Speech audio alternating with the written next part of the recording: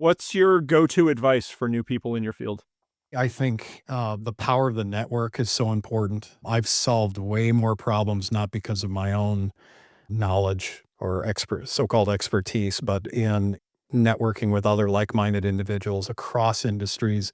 LinkedIn is a big one for me, but even more so, I mentioned the Association of Threat Assessment Professionals. I have influenced in the right way more high-risk cases because of connections that I've never met personally or maybe only heard professionally by going into the network and saying, I need somebody who's got this perspective or expertise or is in this geographic area that's part of a trusted network and being able to leverage that, being able to say, I don't know the answer to everything. And I don't. I know what my biases, I know I have them and I have my blinders, but being able to call in a bench of people professionally that you've worked with to say, even me, when I was working threat assessment cases from a corporate perspective where I'm a full-time employee and I have all these certifications and all of this experience and background.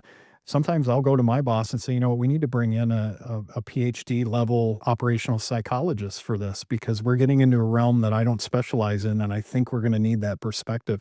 Being able to ask for help, having the network, I think for me are two huge ones. Having a deep bench of people that after a while you just develop relationships across these industries and say, I'm working a case in Arizona. I don't live in Arizona. I don't work in Arizona very often, but I know if I had a problem in Arizona, I could have 3 or 4 names in a trusted network within 5 or 10 minutes and be able to at least have a plan. So, very critical in what I do.